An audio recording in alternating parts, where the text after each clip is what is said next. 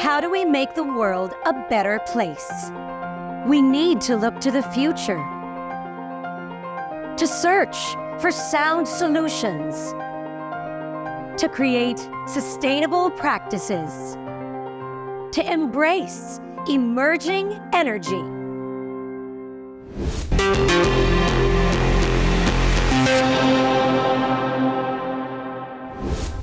The government is making great strides in taking charge and managing their electricity and fuel consumption. It is also fitting then that as an institution, the government should lead by example by adhering to the Government Energy Management Program, or GEMP. I'm your host, Antoinette Toss. Welcome to Emerging Energy, a program that focuses on the energy sector and the impact on conserving energy for a better future for all. The government is no exception to the measures in managing electricity and fuel consumption. Its energy efficiency program, dubbed as GEMP or Government Energy Management Program, aims to align the government sector with energy efficiency and conservation efforts of the Department of Energy. The program requires all government offices to reduce their electricity and fuel consumption by 10%. GEMP also helps to reduce government expenditures on fuel and electric utility services. To talk more about the Government Energy Management Program, or GEMP, we are joined by none other than our resident expert, DOE's Energy Utilization Management Bureau Director, Patrick Aquino. Patrick, thank you so much once again for being with us, and of course, once again in Cebu. Yes, the lovely province of Cebu. Thank you for having me back, Tony. And let's go straight to our topic for today. I'm sure everybody would like to know just what is GEMP, or Government Energy Management Program. Well, the GEMP is actually the counterpart of government in terms of the energy efficiency requirements. It does so by two things. One is the practice of energy efficiency and conservation measures. That means switching off the lights, making sure that the operation of government does not exceed the operating hours, for example. And the other component is really government investing in what we call government energy efficiency projects. The overall goal, as you mentioned earlier, is to reduce the monthly electricity and fuel consumption of government by at least 10%. So there is also what we call the iaeecc, or Interagency Energy Efficiency Conservation Committee. Can you tell us a little bit more about what this is, who are the members, and what are their responsibilities and roles? First of all, that's great that you are able to speak out the acronym IAEECC.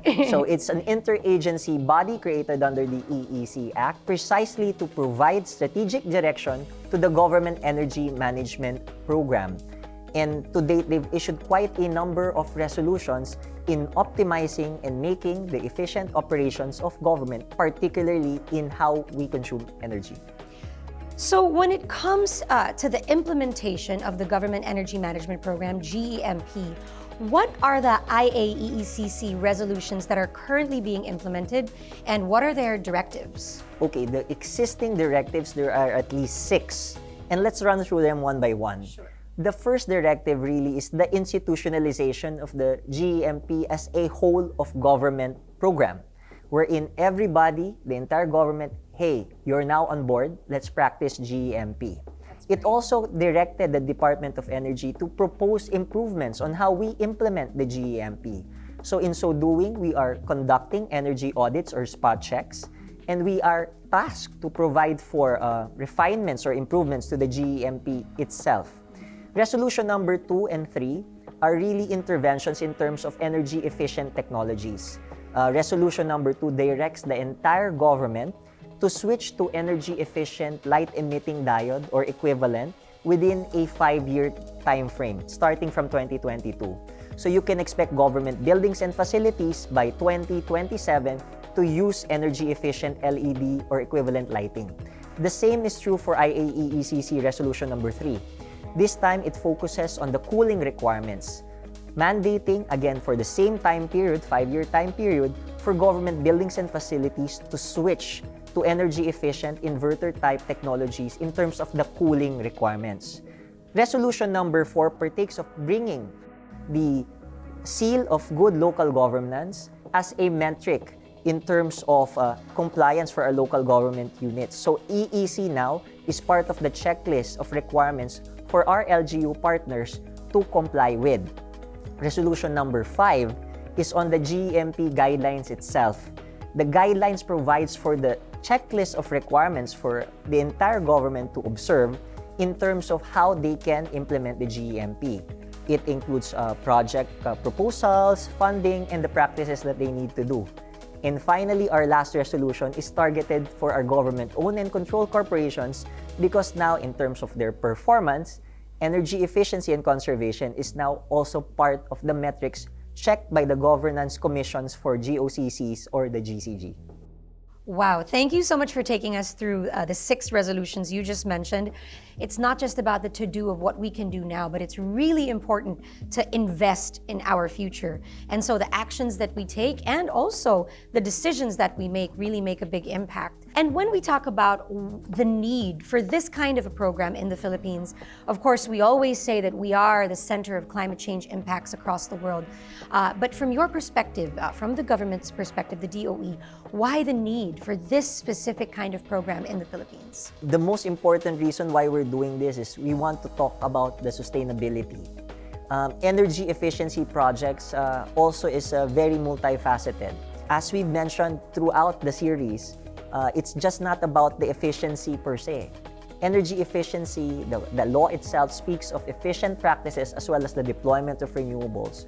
So the more we switch, the more we're able to implement, practice, and invest. We're also looking at the sustainability aspect, the resiliency aspects, because those are the important things.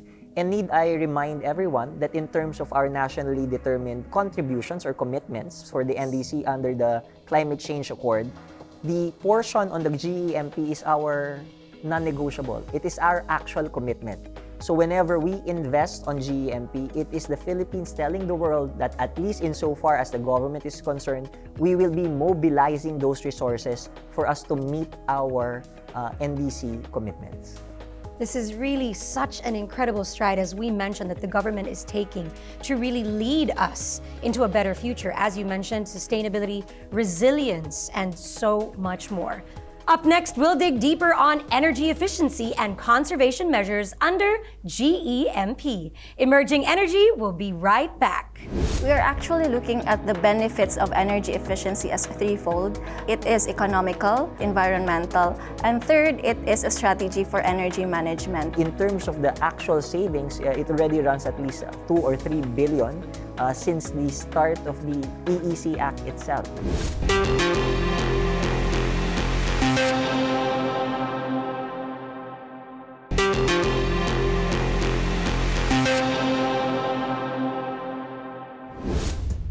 Now let's look at how energy efficiency and conservation intersect with the government's own energy efficiency initiative, GEMP. We're now joined by attorney Christy Marie Alga Francisco from the City Planning and Development Office of Mandaue City. Welcome to the show, Attorney Christy. Thank you so much for joining us. Hello, Miss Tony. Thank you for having me. And thank you, Director Patrick, for coming over to Mandaue and visiting us here. Thank you so much. And of course, we are still here with our resident expert, DOE's Energy Utilization Management Bureau Director, Patrick Aquino. Attorney Christy, we're going to begin with you, and we would like to ask, what are some of the energy efficiency and conservation measures that are being implemented in the city of Mandaue? Mandaue City fully supports the implementation of the Government Energy Management Program. In fact, last year, 2022, during the energy audit spot check conducted in Mandaue City Hall, we were able to get a score of 97%.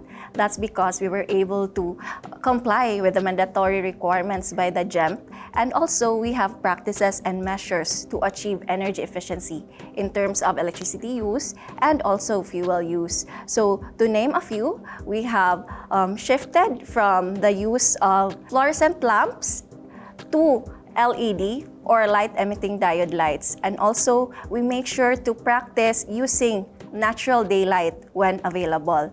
And also, we have started using renewable energy, particularly solar energy, because we have installed solar panels in our public market, and ongoing is the procurement of additional solar panels for our residential building or our city hall and also our sports complex.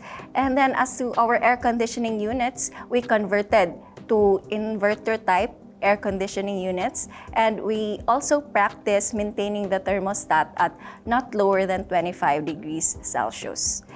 Thank you. We want to thank the city of Mandaue and, of course, its wonderful citizens that are actually participating in these wonderful measures and strategies. But you mentioned, by the way, congratulations on the 97% rating. That is incredible. So how does the city exactly monitor its fuel and electricity consumption?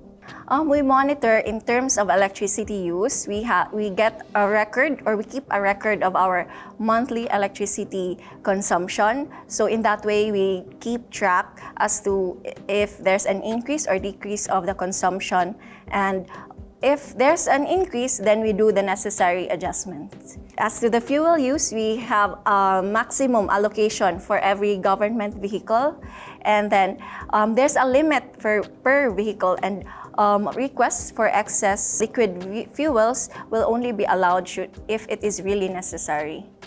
That is incredible. Once again, everything in balance, nothing in excess, and small things truly matter. But moving this now to Director Patrick, we want to see and ask, does the DOE have a way of monitoring the compliance of LGUs with GEMP?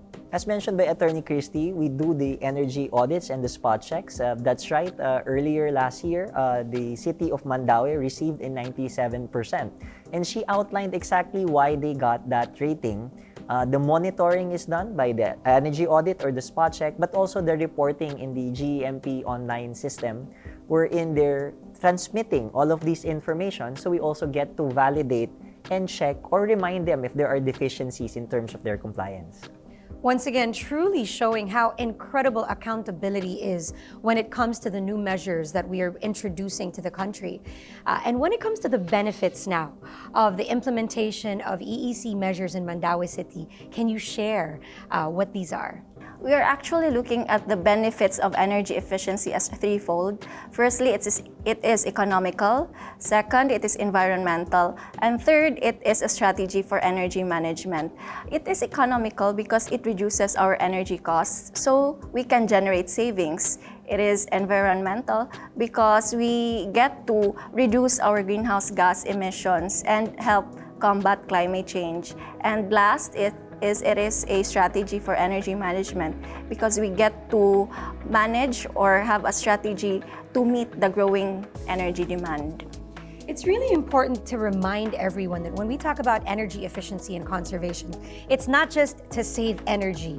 Of course, it is to save our future, but at the same time, more than anything, this is savings for you as a consumer. And so we'd like to ask Director Patrick, how much has the government saved since the implementation of GEMP?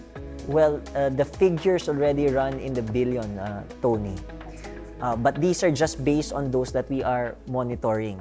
Because right now, the entire government is still in the process of having those submissions to us. We're almost halfway there. We're still targeting to reach the full 100% in terms of the entire government. As I mentioned earlier, it's not just national government agencies. Now we have local government units, state universities and colleges, constitutional commissions. So there's a bigger pool in terms of reporting. But in terms of the actual savings, it already runs at least 2 or 3 billion since the start of the EEC Act itself. So there are substantial savings that have been plowed back either to more energy efficiency projects or through incentives to our government employees as well.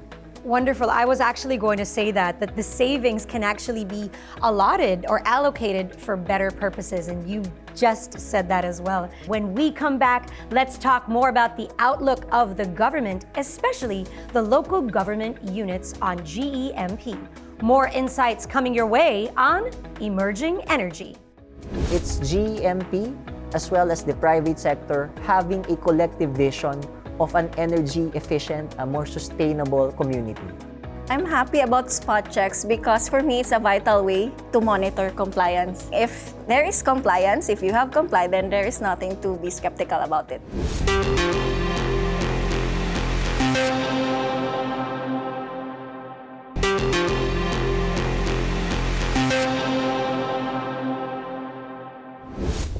At this point, let's find out how the local government units, or LGUs, abide by the government's own energy efficiency program, GEMP. Still with us is attorney Christy Marie Alga Francisco from the City Planning and Development Office of Mandaue City, and our resident expert, DOE's Energy Utilization Management Bureau Director, Patrick Aquino. Thank you so much for being with us, and this question is for both of you. We would like to ask, what else can the government do in terms of improving the government's energy consumption? Okay, so for Mandaue City, we have also other policies that we have crafted to lower our greenhouse gas emissions. So since we have been named in 2015 as the low carbon model town by APEC, we have policy recommendations that we have adopted in our city. So for one, we have the Green Building Ordinance. That ordinance mandates the developers and the builders or the locators in the 5 growth areas in the city, that's what we call as the planned unit of developments, they should adopt green building standards. Like for example, Mandani Bay, they are 5-star Verde certified. And for other builders or developers outside the growth areas who will voluntarily adopt the green building standards, they will be appropriately incentivized. And then we also have promoted the shift to non-motorized transport. So we make it more easier, more comfortable, and healthier for our walkers and bikers. So we have developed and installed dedicated bike lanes. We have improved our pedestrian crossings and walkways, and also we have started developing open spaces and green spaces. And also we have improved our public transport system. That's by embracing the national program on the MPUJ modernization. So the modern jeepneys plying the roads of Mandaue City at present have Euro 4 standards. So these are higher in terms of fuel efficiency. And so we have also started with our electric mobility. So we are welcoming electric vehicles on the road also. We provide enabling environment for electric vehicles. My goodness gracious, Attorney Christy, you're making my sustainable heart flutter.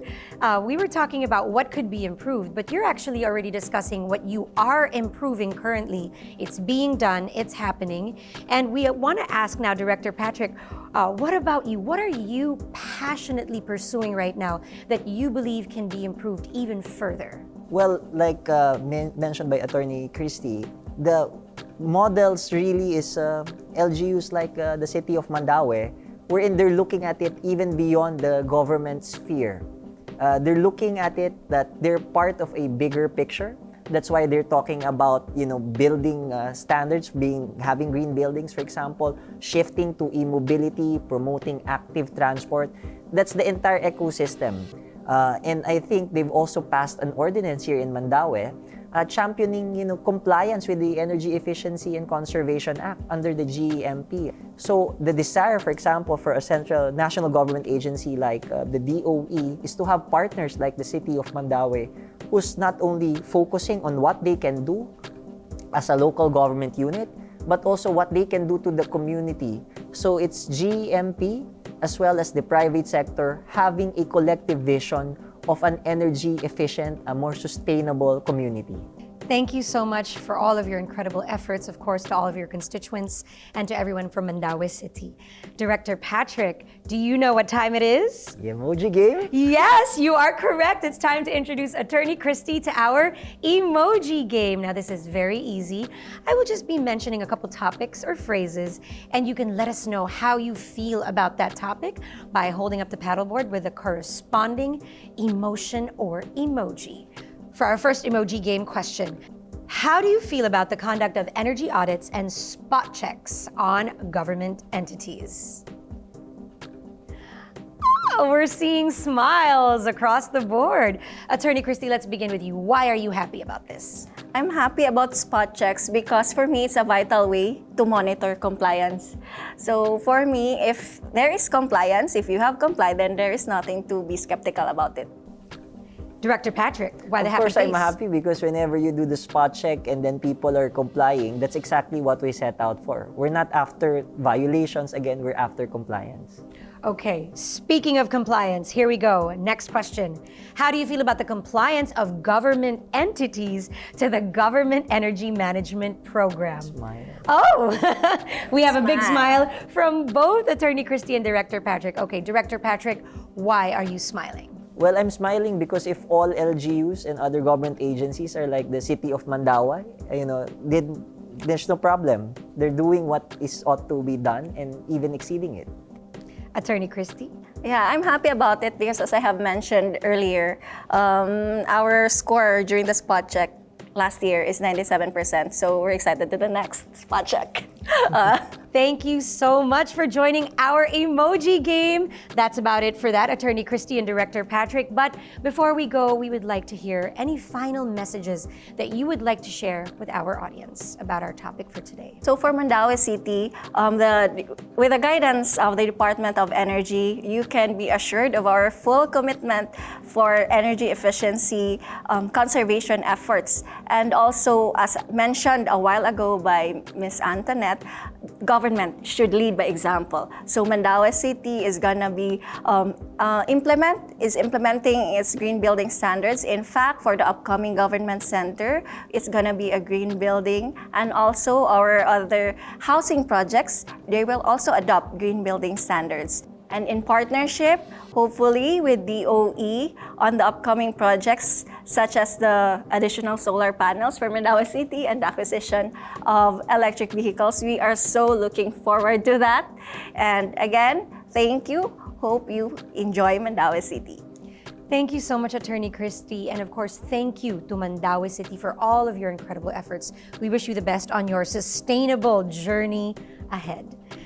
Director Patrick, any final words for this episode? Well, our final words is very clear. Government is really setting the example for everyone to follow. We have a good example here in terms of the city of Mandaue, wherein it's not only policy, it's actually implementation. Rest assured that the government is committed to show the way for everybody in terms of energy efficiency, because our belief is that we have the power because energy efficiency starts with all of us. Thank you so much, Director Patrick. And you heard it right here. The Government Energy Management Program, or GEMP, aims to reduce the use and cost of energy in government agencies by advancing energy efficiency technologies and practices in all government facilities. Civil servants need to contribute as well to the success of this program to show that people in the government have the willpower and sense of responsibility to conserve and efficiently use energy. This was another insightful episode of Emerging Energy. Thank you once again to Attorney Christie Marie Alga Francisco and to our resident expert, DOE's Energy Utilization Management Bureau Director, Patrick Aquino, for joining us and for their wonderful insights on our topic. I'm your host, Antoinette Toss. Thank you for watching Emerging Energy only on CNN Philippines.